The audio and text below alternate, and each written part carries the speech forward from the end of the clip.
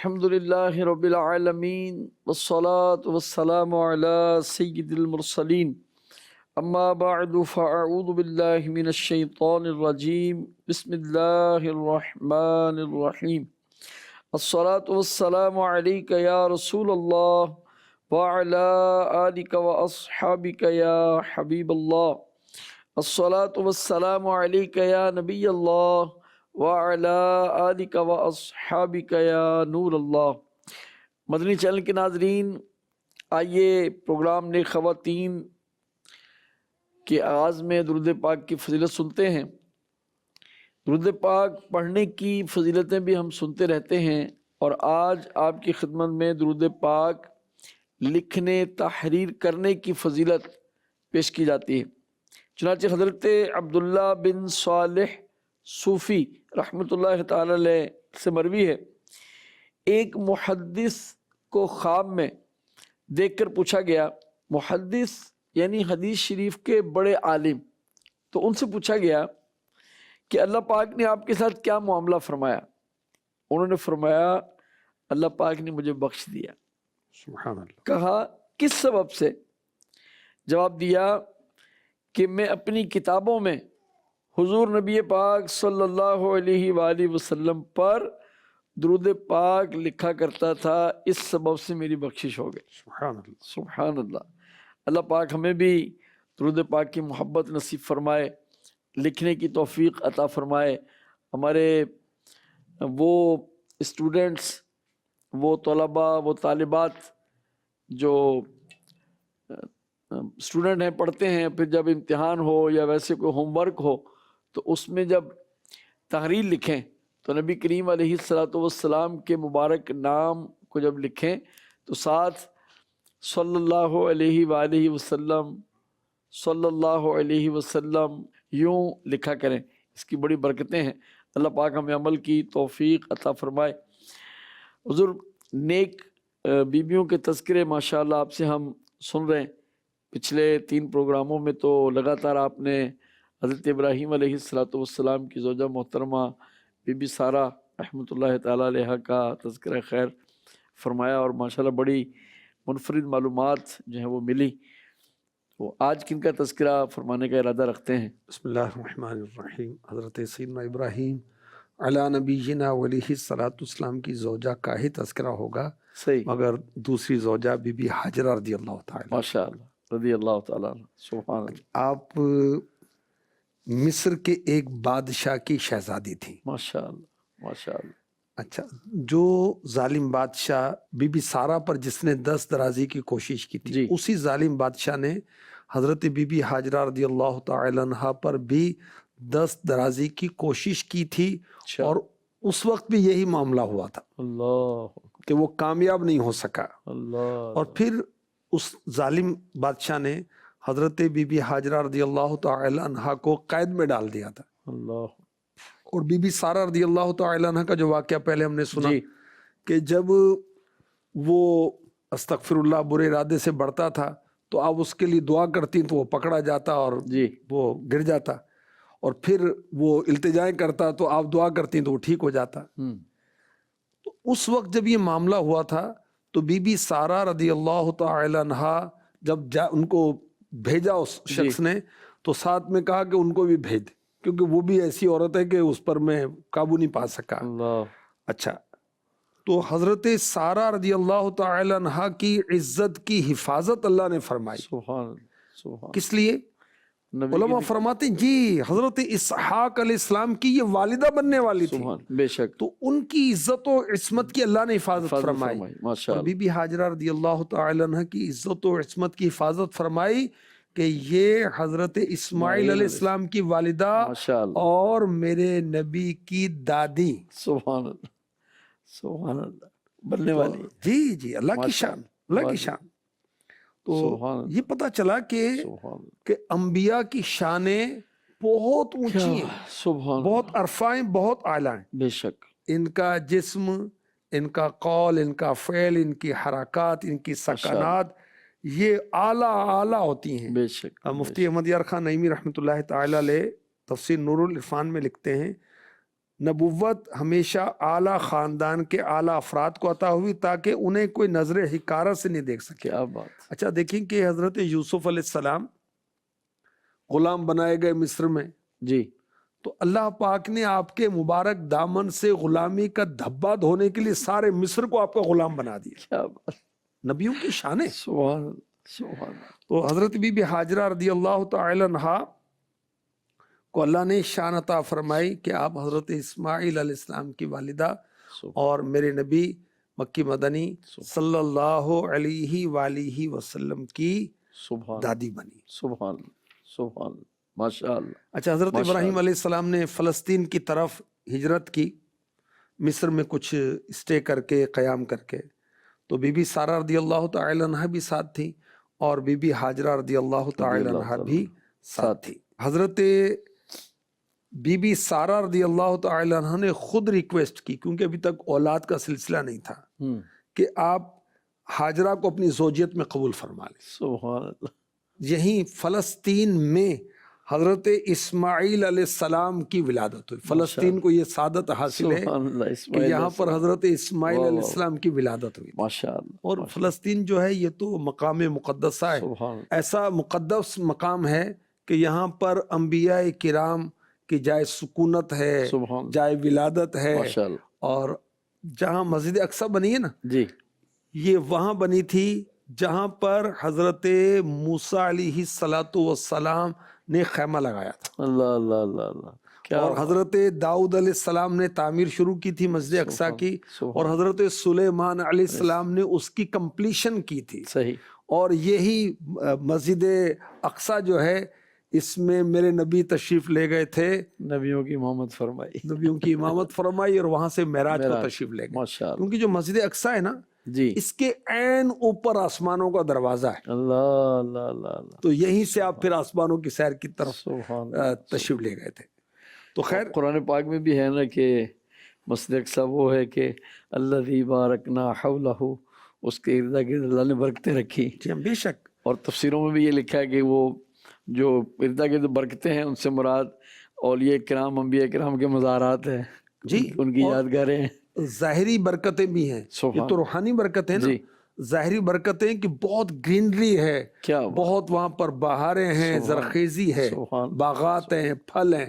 سبحان اللہ. سبحان. اچھا تو حضرت اسماعیل ذبیح اللہ علی نبینا علیہ الصلوۃ والسلام کی ولادت فلسطین میں ہوئی. سبحان اللہ. اچھا اس موقع پر حضرت ابراہیم علیہ السلام نے اللہ کی بارگاہ میں دعا کی تھی, رب ہب لی من الصالحین, یا اللہ مجھے لائق اولاد دے.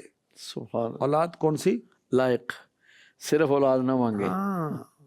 کیسی اولاد کہ ایک تو اس سے انسیت حاصل ہو, کہ اولاد سے انسیت تو ملتی جی, پھر وہ دینی کاموں میں معاون و مددگار ہو. ماشاء اللہ. بھئی اولاد کی دعا کرتے ہیں کہ یا اللہ اولاد دے, سبحان. ساتھ میں یہ کہیں کہ یا اللہ مجھے نیک اولاد دے. آمین آمین. یا اللہ مجھے اولاد دے, یا اللہ مجھے نیک اولاد سلامتی کے ساتھ عطا فرما. آمین. ورنہ آپریشن ہو جاتا ہے, ماں چلی جاتی ہے یا معذور ہو جاتی ہے. یہاں یہ بھی عرض کرتا ہوں کہ حضرت ابراہیم علیہ السلام نے بیٹے کی دعا کی, جی. حضرت زکریا علیہ السلام نے بیٹے کی دعا کی. سبحان اللہ. تو بیٹے کی دعا کرنا سنت انبیاء ہے. سبحان اللہ. سبحان اللہ. مگر نیت کیا ہو؟ نیت کیا ہو؟ واہ. ٹھیک ہے, نیت یہ ہو کہ یہ دینی کاموں میں میرا معاون بنے, میرا صدقہ جاریہ نیکی کا سلسلہ رہے. ماشاء اللہ. اور اللہ پاک رحمت فرمائے. جو اولاد کے طلبگار ہیں تو ان کو کیا کرنا چاہیے؟ اللہ سے دعا کرنی چاہیے. ماشاء اللہ. انبیاء نے دعائیں کی نا, ماشاء اللہ. دعا کریں. اور پھر میں کچھ اورات بھی بتاتا ہوں مختصراً. ہر نماز کے بعد 300 بار 300 ٹائم بسم اللہ الرحمن الرحیم پڑھنے کا معمول بنا لیجئے.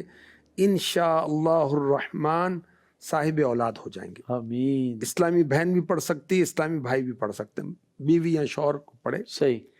اچھا, یا اولو 41 ٹائم یہ پڑھیں 40 دن تک, انشاءاللہ الکریم آپ صاحب اولاد ہو جائیں گے. ماشاء اللہ. یا باریعو 10 بار ہر جمعے کو پڑھ لیں, انشاءاللہ اللہ پاک آپ کو بیٹا عطا فرمائے گا. اچھا میاں بیوی دونوں روزانہ 101 بار سورۃ الکوثر پڑھیں، انشاءاللہ جلد ہی بیٹے کے ماں باپ بن جائیں گے ماشاء اللہ انشاءاللہ۔ ماشاء اللہ۔ مدنی چینل کے ناظرین، آئیے بڑھتے ہیں اگلے سیگمنٹ کی طرف۔ ننھی مبلغہ، یہ نیک خواتین، یہ نیک خواتین۔ میرا آج کا موضوع ہے اچھوں کے ساتھ رہیں۔ پیارے بچوں، امیر حلف مولانا الیاس اطہر قادری دامت برکاتہم العالیہ فرماتے ہیں الصحبۃ مؤثرہ، یعنی صحبت اثر انداز ہوتی ہے۔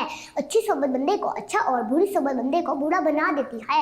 کسی کے اچھا یا برا ہونے میں صحبت یعنی دوستی وغیرہ کا اہم کردار ہوتا ہے۔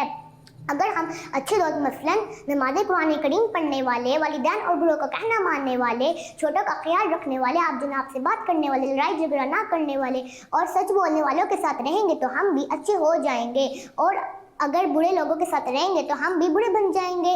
اللہ پاک کے محبوب صلی اللہ علیہ وآلہ وسلم نے ارشاد فرمایا، اچھا دوست وہ ہے کہ جس کو دیکھنے سے خدا یاد آئے اور اس کی گفتگو سے تمہارے عمل بڑھ جائیں اور اس کا عمل تمہیں آخرت کی یاد دلائے۔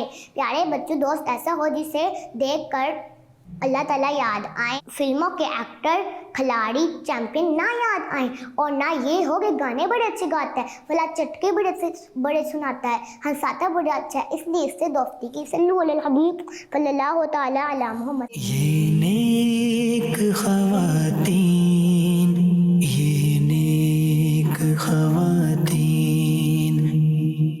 اللہ پاک ہماری ننھی مبلغہ کے بیان کو قبول فرمائے اور اپنی پسند کی مبلغہ بنائے، آمین۔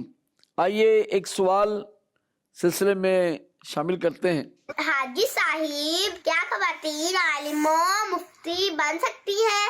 کہاں سے اور کیسے؟ اللہ کی رحمت سے بنیں گی انشاءاللہ۔ مدرسۃ المدینہ میں پہلے قرآن ناظرہ حفظ کریں، اس کے بعد جامعۃ المدینہ گرلز میں داخلہ لیں، اس کے بعد اللہ چاہے تخصص فی الفقہ مفتی کورس کریں، انشاءاللہ فیضان عائشہ صدیقہ رضی اللہ تعالیٰ عنہ جاری ہو جائے گا، مفتیہ بن جائیں گی۔ سبحان اللہ۔ الحمدللہ دعوت اسلامی میں کراچی میں مفتیہ کورس ہو رہا ہے، سبحان اللہ الحمدللہ۔ سبحان اللہ۔ تو ان فیوچر انشاءاللہ دارالفتہ اہل سنت اسلامی بہنوں کے بھی ہو سکتا ہے شروع ہو جائیں۔ ماشاء اللہ، اللہ کی رحمت آمین، سے۔ اللہم آمین، اللہم آمین۔ دعا بھی کریں اور اس کی طرف آگے بھی بڑھیں، بچیوں میں اس کا ذوق شوق بھی جو ہے وہ پیدا کرنے کی کوشش کریں۔ آئیے اپنے اگلے سیگمنٹ کی طرف چلتے ہیں، بہت اہم ہے، اولاد کے حقوق۔ یہ نیک خواتین، یہ نیک خواتین۔ حضور، اولاد کے حقوق میں مطلب ان کی ظاہری ضروریات وغیرہ پر تو کافی نظر ہوتی، والدین کی ہونی بھی چاہیے، لیکن جو حقوق کی ادائیگی جیسے کوئی تعلیم، تعلم، سکھانا وغیرہ، اس طرح بھی بعض دفعہ کمی ہوتی، کیا فرمائیں گے؟ لیکن سکھانے سے پہلے سیکھنا پڑے گا نا، صحیح، سیکھا ہے نہیں سکھائیں گے کیسے؟ کیسے؟ تو پہلے جو ماں بنی ہے وہ ماں اپنی اولاد کی کیئر کیسے کرے، تربیت کیسے کرے، یہ بھی سیکھنا ہے نا، ماں اپنے فرائض سیکھ لے، ٹھیک ہے، اور باپ کو بھی سیکھنا ہے کہ اولاد کے تعلق سے اس کی کیا ذمہ داریاں صحیح۔ ہیں۔ دیکھیں، ماں باپ اپنی بیٹی کو قرآن پڑھائیں، دین پڑھائیں، مگر نیک عورت سے پڑھائیں، صحیح، اور بیسٹ تو یہ ہے کہ ماں پڑھائے، ٹھیک، باپ پڑھائے۔ ماشاء اللہ۔ آپ دیکھیں کہ بہت سارے اکابرین کا الحمدللہ میں نے وہ زندگی کا احوال پڑھا ہے، لائف ہسٹری پڑھی ہے، ان کے استادوں میں ان کا باپ کا نام ہے۔ مثلاً اعلیٰ حضرت کے استاد والد صاحب، مولانا نقی علی خان، بے شک، اچھا پھر اعلیٰ حضرت کے بیٹے حجت الاسلام حامد رضا خان رحمۃ اللہ علیہ، مفتی اعظم ہند مصطفیٰ رضا خان رحمۃ اللہ علیہ، ان کے استادوں میں آپ کے والد اعلیٰ حضرت کا نام بھی بے ہے، شک، اور بہت سارے اکابرین امت ماشاء ہیں۔ اللہ، صحیح، تو اللہ کرے کہ ہم ایسے ہوں کہ اپنی اولاد کو پڑھا دین سکیں۔ سکھا سکیں۔ آمین، اللہ۔ اچھا بچوں کو، بچیوں کو کیا پڑھانا ہے؟ بچیوں کو بالخصوص آج کا جو ایک حق بتایا جا رہا ہے، جی، تو اگر ان کو پاکی ناپاکی کا بتانا ہے تو پہلے ہم سیکھیں تو سکھائیں گے۔ بے شک، اچھا حیا کا بتانا ہے تو حیا کے معاملے میں بتائیں. تربیت اولاد جو کتاب ہے نا، اس کا مشورہ دوں گا کہ اس کو پڑھیں سمجھیں. ماشاءاللہ. انشاءاللہ بہت زبردست مدنی پھول ہیں. اولاد کے حقوق اعلیٰ حضرت کا رسالہ مکتبۃ المدینہ نے آسان کر کے جاری کیا ہے. صحیح. اس کو آپ پڑھیں اور سمجھیں اور نافذ کریں. بچہ جیسے جیسے گرو کرتا ہے جی. ایج کے لحاظ سے، تو اس کی تعلق سے ماں کی باپ کی ذمہ داری بنتی نا. بنتی. اچھا، بلوغت سے قبل اس کے بلوغت کے احکام اور دیگر چیزیں بتانی ہیں. تو ماں بیسٹ ٹیچر بنے گی اپنی بیٹی کی، جی.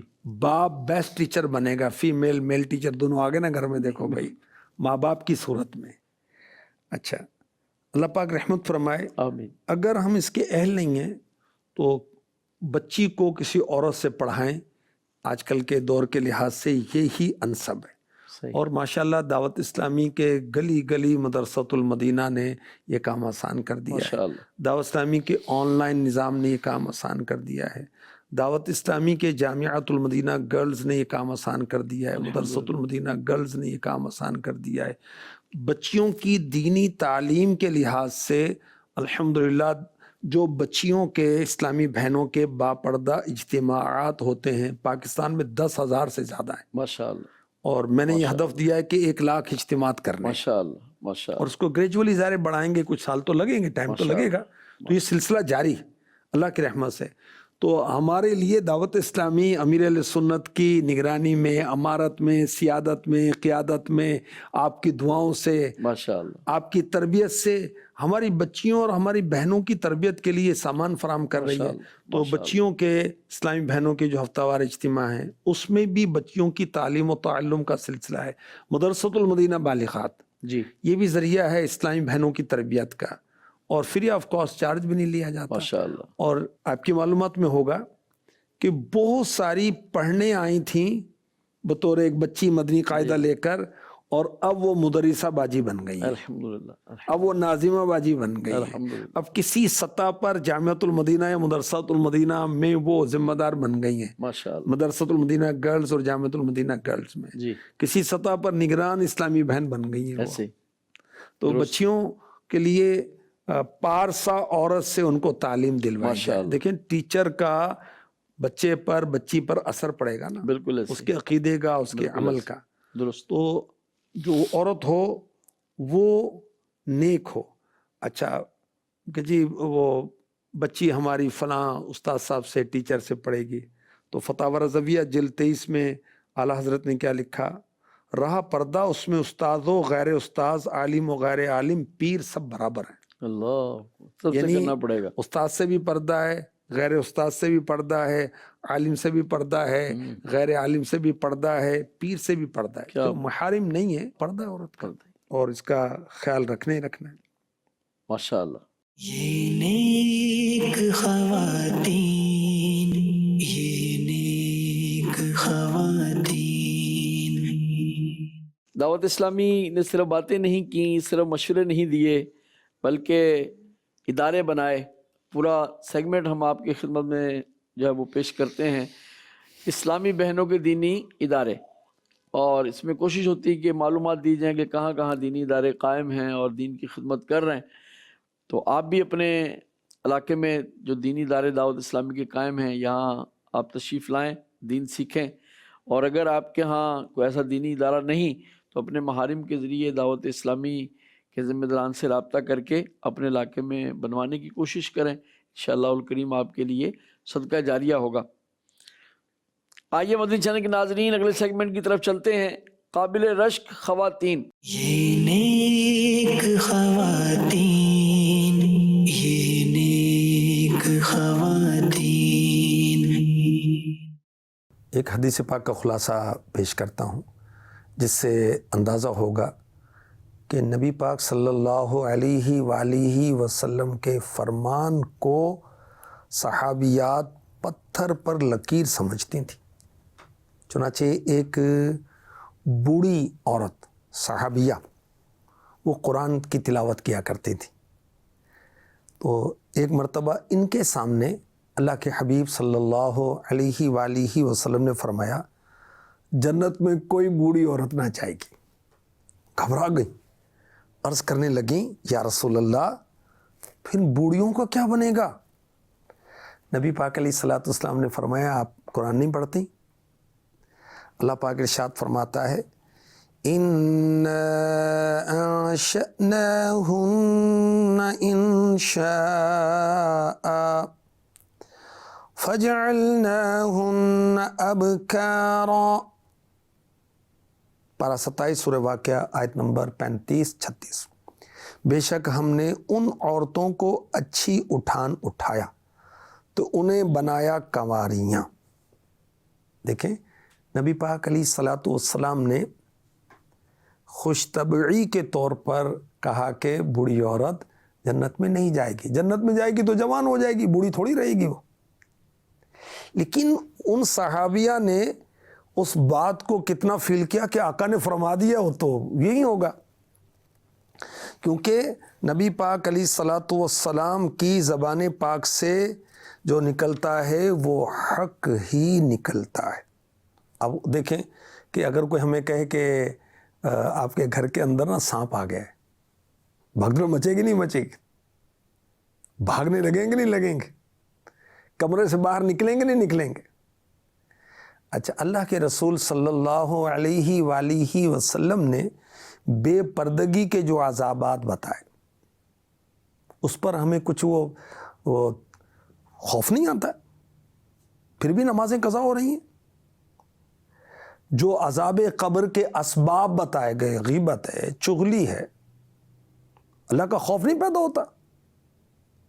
جو اللہ کے حبیب علیہ الصلوۃ والسلام نے نمازیں قضا کرنے کے جو عذابات بتائے، شوہر کی نافرمانی کے بارے میں بتایا، تو اس پر کیا خوف نہیں پیدا ہوتا؟ اسی طرح اور جو گناہوں کے سلسلے ہیں، استغفر اللہ، بدنگاہی کے سلسلے ہیں، اور نہ جانے طرح طرح کے گناہ۔ اب تو گناہ اتنے ترقی کر گئے کہ صحیح بات ہے کہ حیا کی وجہ سے زبان نہیں چلتی کہ کیا بتائیں کہ یہ گناہ بھی ہو رہا ہے، توبہ استغفر اللہ۔ تو جو اللہ کا فرمایا ہوا، اس کے حبیب صلی اللہ علیہ وآلہ وسلم کا فرمایا ہوا ہے، وہ حق اور حق ہے۔ جو نیکوکاروں کے لیے بشارتیں ہیں، جنت کی خوشخبریاں ہیں، اللہ کے دیدار کی خوشخبریاں ہیں، اور جو بے ایمانوں اور نافرمانوں کے لیے جہنم کی وعیدات ہیں، اور اللہ رسول کے نافرمانوں کے لیے جو توبہ استغفر اللہ سزائیں ہیں، ان کو سوچ کر ڈر جانا چاہیے، اور شوہر کی نافرمانی سے عورتوں کو باز آنا چاہیے، ماں باپ سے بدتمیزی کرنے سے جو بدتمیز ہے، بدتمیزی سے باز آنا چاہیے، غیبت چغلی ہمیں چھوڑ دینی چاہیے، حسد چھوڑ دینا چاہیے، تکبر چھوڑ دینا چاہیے، بے پردگی نہیں کرنی چاہیے، اور اللہ کرے کہ موت سے پہلے پہلے ہم آخرت کو سنوارنے والے کام کرنے میں کامیاب ہو جائیں، اللہ کو، اس کے رسول کو راضی کرنے میں کامیاب ہو جائیں۔ یہ نیک خواتین، یہ نیک خواتین۔ اللہ تبارک و تعالی قابل رشک خواتین کا نقش قدم ہماری خواتین کو بھی عطا فرمائے، اور نیک چلن، نیک راستہ، نیک عمل اللہ پاک نصیب فرمائے۔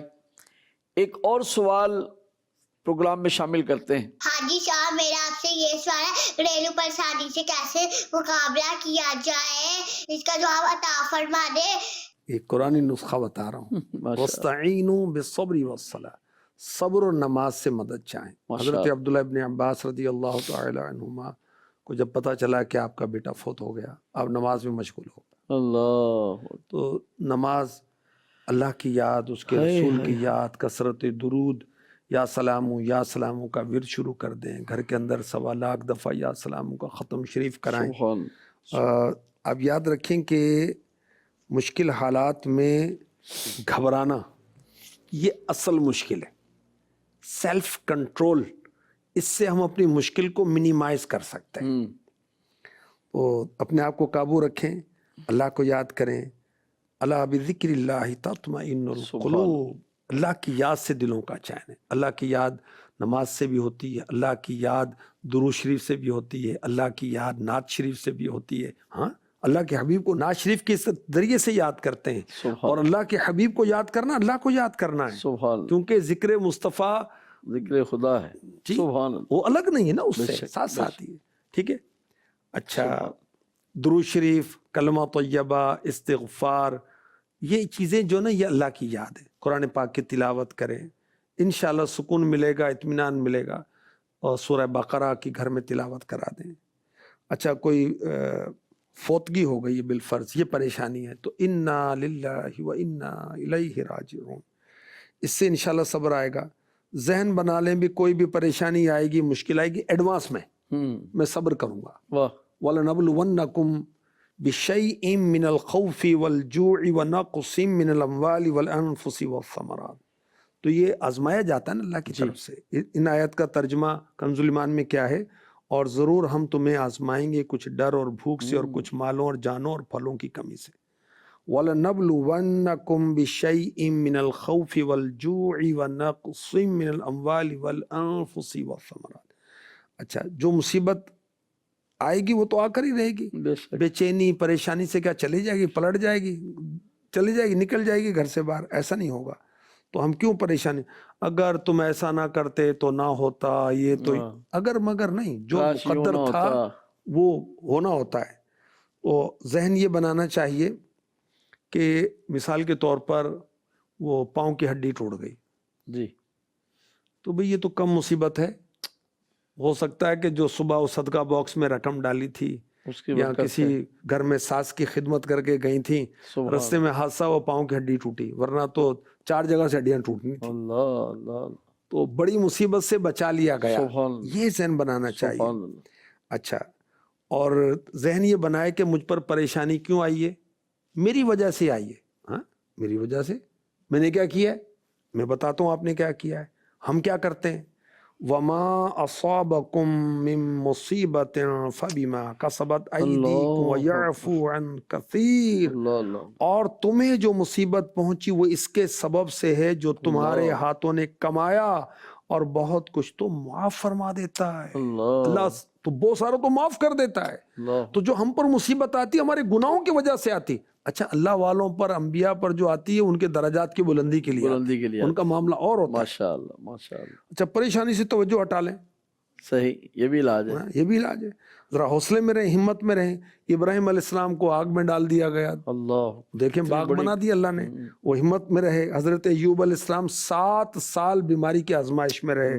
حضرت یعقوب علیہ السلام یوسف علیہ السلام سے بڑی محبت کرتے تھے، تو کتنا اور سارا سال جدائی رہی ان سے، برداشت کی انہوں نے. یوسف علیہ السلام کو ظلمن جیل میں ڈال دیا گیا، برداشت کیا انہوں نے. یونس علیہ السلام کو مچھلی کے پیٹ میں جانا ہوا، مچھلی نے نگل لیا تھا، تو آپ نے صبر کیا اور اللہ کو یاد کیا. اچھا، موسیٰ علیہ السلام کی زندگی میں فرعون جیسا بدبخت آیا جس نے بہت تنگ کیا، لیکن آپ نے صبر کیا. جب یہ چیزیں ہم پڑھیں گے تو آسانی ہوگی. اچھا، نبی کی سیرت پڑھیں صلی اللہ علیہ وسلم. کافروں نے کس قدر ستایا، ہجرت اور کیا کچھ معاملہ ہوا، میرے نبی نے صبر کیا. اچھا، اب کیا کریں؟ دعا کریں اللہ سے، اللہ کو یاد کریں، انشاءاللہ خیر ہی خیر. انشاءاللہ. اٹھ باندھ کمر کیا ڈرتا ہے، پھر دیکھ خدا کیا کرتا ہے. سبحان اللہ. تو مدنی چینل کے ناظرین، ہمت رکھیے، انشاءاللہ الکریم یہ وقت بھی گزر ہی جائے گا انشاءاللہ الکریم. آئیے چلتے ہیں اپنے سیگمنٹ کی طرف، خواتین اور قرآن. یہ نیک خواتین، یہ نیک خواتین. آئیے قرآن علم سیکھتے ہیں، قرآن تعلیمات سیکھتے ہیں. حضور آج کیا ارشاد فرمائیں گے؟ اس سورہ حدید کی آیت نمبر 18 جی، اس میں صدقہ کرنے والی عورتوں کو خوشخبری سنائی گئی. سبحان اللہ سبحان اللہ. ان المصدقین والمصدقات واقرضوا اللہ قرضا حسنا حسنا يضاعف لهم ولهم أجر كريم. بے شک صدقہ دینے والے مرد اور صدقہ دینے والی عورتیں اور وہ جنہوں نے اللہ کو اچھا قرض دیا ان کے لیے کئی گنا بڑھا دیا جائے گا. وَلَهُمْ أَجْرٌ كَرِيمٌ اور ان کے لیے عزت کا ثواب. اللہ نیک نیتی کے ساتھ اللہ کی رضا کے لیے حصول ثواب کے لیے مرد صدقہ کرے یا عورت صدقہ کرے اس کا ثواب بڑھا دیا جائے گا. ہمارے آقا علیہ الصلوۃ والسلام نے بطور خاص عورتوں کو خرچ کرنے کا حکم دیا. بقرعید تھی یا چھوٹی عید تھی, عیدگاہ میرے نبی تشریف لے گئے صلی اللہ علیہ وسلم. عورتوں کے پاس سے گزرے, فرمایا عورتوں صدقہ کیا کرو, میں نے جہنم میں زیادہ تم ہی کو دیکھا ہے. اللہ عرض کی اللہ کے رسول ایسا کیوں؟ فرمایا لعن طعن زیادہ کرتی ہو, شوہر کی ناشکری کرتی ہو. اللہ چراوی بیان کرتے ہیں کہ عورتیں اپنے زیورات, کانوں کی بالیاں, انگوٹھیاں صدقہ کرتے ہوئے حضرت بلال حبشی رضی اللہ تعالی عنہ کے کپڑے میں ڈالنے لگے. اللہ دیکھیں ہمارے یہاں دعوت اسلامی ماحول میں بھی نا ٹیلی تھون اور رمضان کے عطیات وغیرہ کا موقع آتا ہے تو اسلامی بہنیں ماشاءاللہ اپنے زیورات بھیج دیتی ہیں, تو وہ صحابیات ایجاد پیدا ہو جاتی. سبحان اللہ, کیا شان ہے, کیا شان ہے. ہمارے آقا علیہ الصلوۃ والسلام نے فرمایا جب عورت اپنے شوہر کے گھر سے کوئی صدقہ کرتی ہے تو اسے اس کا ثواب ملتا ہے, اسی طرح شوہر کو بھی ثواب ملتا ہے, اور ان میں سے کسی کا اجر و ثواب میں کمی نہیں ہوگی. شوہر نے کمانے اور عورت کے لیے خرچ کرنے کا ثواب, مرد کے لیے کمانے کا, جی وہ کما کے لایا. عورت وہی چیز صدقہ کر سکتی ہے شوہر کی طرف سے جس کی اس کو اجازت ہے. ٹھیک ہے, اب پتہ یہ پہلے سے کہ یہ شوہر اس پر فیل نہیں کرتا, تو وہ صدقہ خیرات کریں گے, اس سے انشاءاللہ الکریم اس کا ثواب بڑھے گا. اچھا, حضرت عبداللہ ابن مسعود رضی اللہ تعالی عنہ کی زوجہ محترمہ حضرت بی بی زینب رضی اللہ تعالی عنہ یہ بیان کرتی ہیں کہ پیارے آقا علیہ الصلوۃ والسلام نے فرمایا عورتوں کی جمع تم صدقہ کیا کرو, خواہ اپنے زیورات ہی سے کرو. واہ. اب حضرت زینب رضی اللہ تعالی عنہ اپنے خاوند پر اور زیر کفالت یتیموں پر خرچ کرتی تھیں. سبحان. تو آپ نے بلال حبشی رضی اللہ تعالی عنہ سے کہا کہ نبی کریم علیہ الصلوۃ والسلام سے پوچھیں اگر میں اپنے خاوند اور زیر کفالت یتیموں پر صدقہ کروں تو صدقہ ہو جائے گا؟ تو بلال حبشی رضی اللہ تعالی عنہ نے پوچھا تو میرے نبی صلی اللہ علیہ وسلم نے فرمایا ڈبل ثواب ہے. سبحان اللہ. ڈبل کیوں؟ کیسے؟ ایک رشتہ داری کا, ایک صدقہ کرنے کا. ماشاء اللہ. تو اگر عورت کے پاس کچھ مال ہے, شوہر کے پاس کوئی ایسا وقت ہے کہ نہیں ہے, تو اگر اس کو وہ گفٹ کر دے تو اس میں کوئی حرج نہیں. عام طور پر ہوتا یہ ہے کہ عورتیں طلبگار ہوتی ہیں کہ ہم پر خرچ کریں, تو اگر کوئی ایسی صورت ہے تو وہ بھی خرچ کر دے. بعض اوقات ایسا بھی ہوتا ہے کہ بزنس کے اندر کوئی ایسا بڑا لاس آ جاتا ہے, اب عورت کے پاس زیورات ہیں تو چلیں آپ لے لیں, کریں, کوئی بات نہیں, پھر اللہ دے گا. تو دل بڑا رکھنا چاہیے اور اس میں ڈبل ثواب ملے گا. اس سے بھی ایک تعلق و رشتہ ہے نا. بے شک.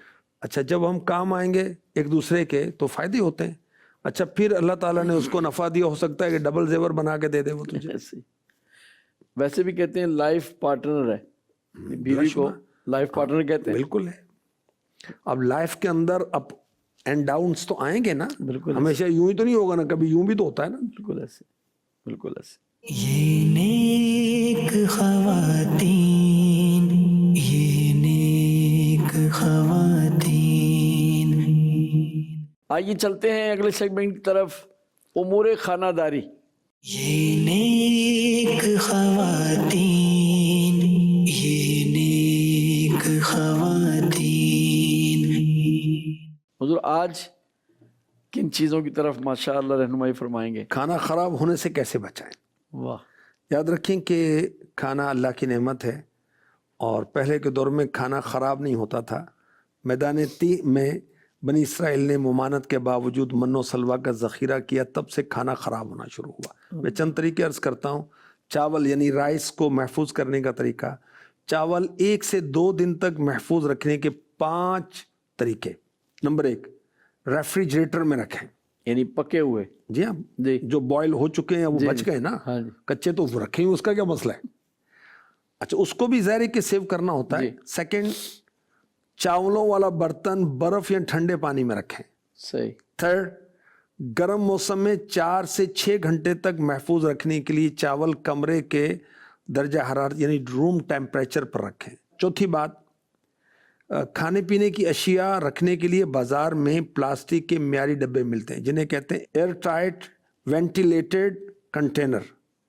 ये चावलों के लिए नहीं बल्कि कोई भी सालन फ्रीज करने के लिए बेहतरीन डब्बे होते हैं। पांचवी बात, सब्जी या दाल वगैरह वाले चावल या पुलाव अच्छी तरह ठंडे होने के बाद किसी शीशे के प्याले में बाउल में डालकर प्लास्टिक ऊपर से रैप कर दें, कवर कर दें और फ्रीज कर दें इसको। ठीक. तो इंशाल्लाह ये चावल आपके महफूज रहेंगे। सालन महफूज करने का तरीका, गोश्त, कीमा, सब्जियां, दाल वगैरह सालन की सूरत में अगर इस्तेमाल से ज़्यादा पकी हों, वैसे तो नाप कर पकाना चाहिए, अगर बच गए तो ख़राब होने का अंदेशा हो तो सालन को बिजली ना होने की सूरत में मिट्टी के बर्तन में डालकर पानी में रख दें।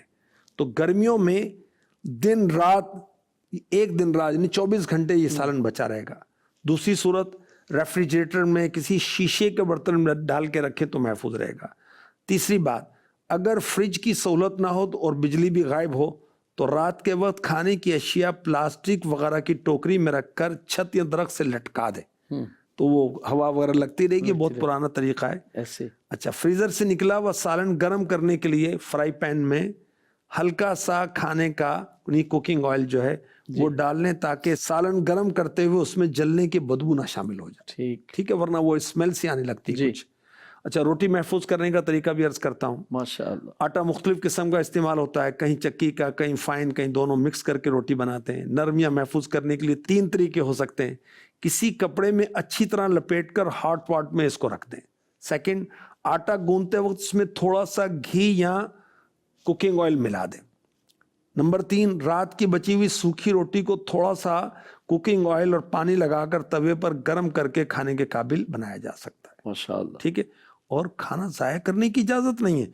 मेरे नबी सल्लल्लाहु अलैहि वसल्लम ने रोटी का टुकड़ा ज़मीन पर देखा तो उसको उठाकर साफ करके खा लिया और बीबी आयशा सिद्दीक़ा रज़ियल्लाहु ताला अन्हा को नसीहत की कि इसकी इकराम किया करो रोटी का। तो रोटियां बच जाती हैं तो हमने उसको अस्तगफिरुल्लाह डस्टबिन में फेंका, ये दुरुस्त नहीं है। या तो उस और भी तरीके होते हैं उसको सेव करने के, खाने ऐसे बन जाते हैं, वरना उसको फ्रिज के अंदर ये तरीके जो बताए गए इसमें आप सेव कर लें।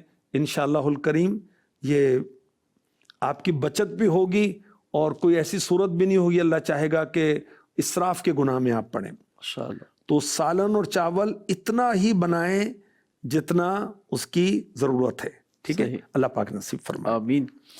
और इस हदीस शरीफ में कि सैयदा आयशा सिद्दीक़ा रज़ियल्लाहु ताला अन्हा को मेरे आका अलैहिस्सलाम ने रोटी की इज़्ज़त का फरमाया और साथ यूँ भी फरमाया कि आयशा रज़ियल्लाहु ताला अन्हा, रोटी की इज़्ज़त करो कि ये जिस कौम से चलेगी फिर पलट कर नहीं आई।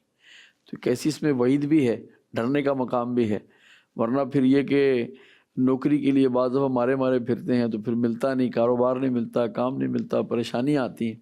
तो कहीं खुदा न खास्ता ऐसा ही ना हो कि ये रिज़्क़ की बेकदरी की सज़ा मिल रही हो। अल्लाह तबारक व तआला हमें इसका ख्याल रखने की तौफ़ीक़ अता फ़रमाए।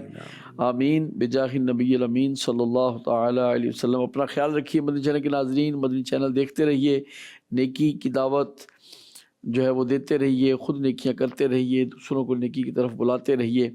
अल्लाह पाक हम सब का हामी व नासिर हो। आमीन बिजाहि ख़ातमिन नबिय्यीन सल्लल्लाहु अलैहि वालैहि वसल्लम। सल्लू अलल हबीब सल्लल्लाहु तआला अला मुहम्मद सल्लल्लाहु तआला अलैहि वालैहि वसल्लम।